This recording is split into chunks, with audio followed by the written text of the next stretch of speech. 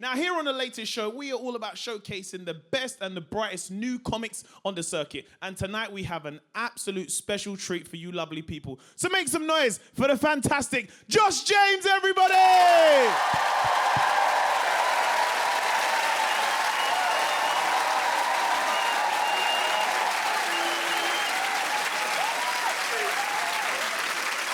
Yeah. How we doing, people? Good? Yeah.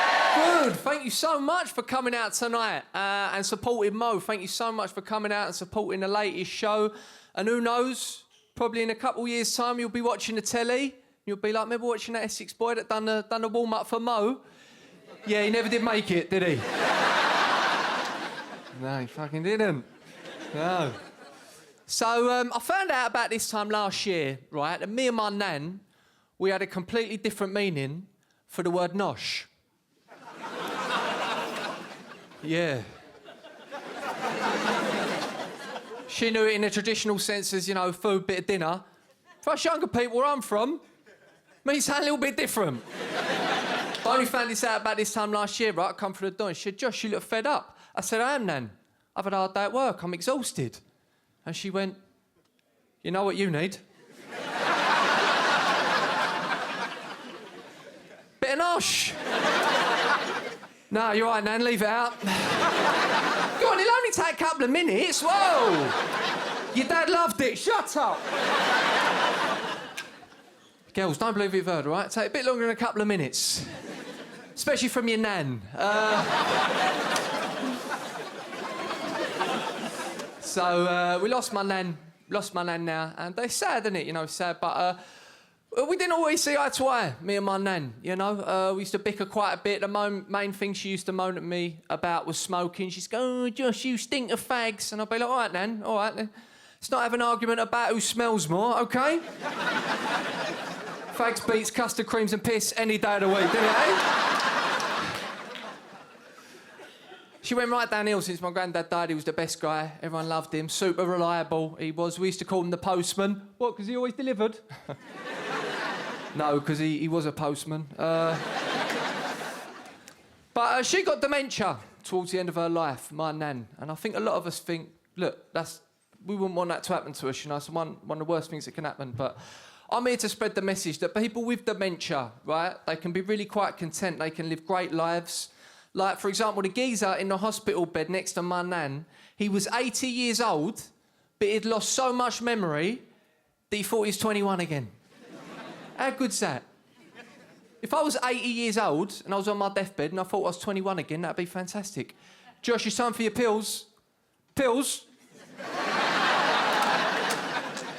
How much you want for them? 3 for a one, yeah?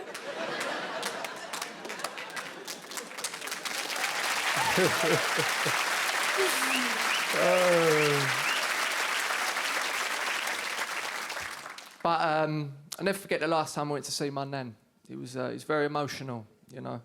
And she started talking to this imaginary voice towards the end. God knows who she was speaking to. But she said to this imaginary voice, I've got Josh here with me, and he's a lovely fella, and he's a comedian, and he's a good one and all. And as soon as she said that, my uncle leant over and whispered in my ear, yeah, she has lost it.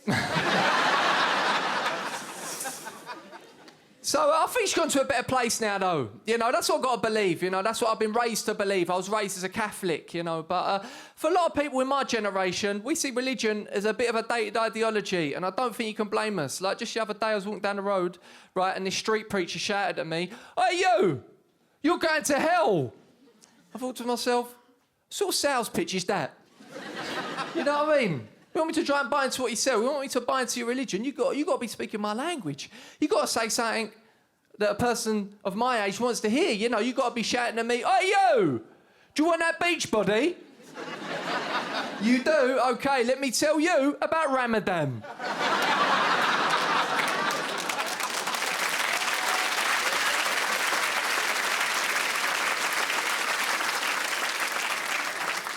Very committed religion, being a Muslim. I've got a lot of respect for Muslims. It's a very committed religion. You got Ramadan, where you got to fast for the whole month, you know. Even if you're Jewish, it's a very committed religion, you know. You've got to make sure everything you put in your mouth is kosher. As Christians, We got it really easy. We've got Lent, where you may or may not stop eating crisps. That's all right. I'll take that on any day. But I learned a lot about my nan towards the end of her life. So we've done a lot of conversations, you know, a lot of chats.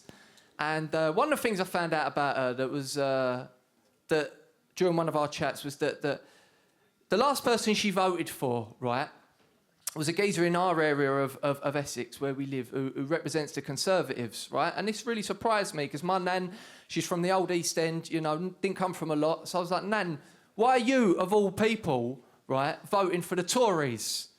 And she said, well, Josh, he's the only candidate to knock on my door, come into this house and talk to me about the issues I have for this country.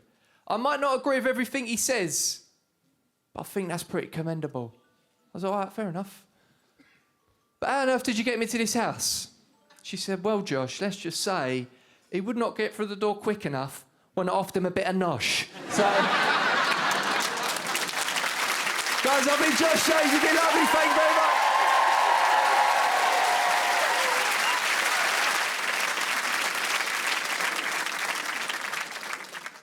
very much.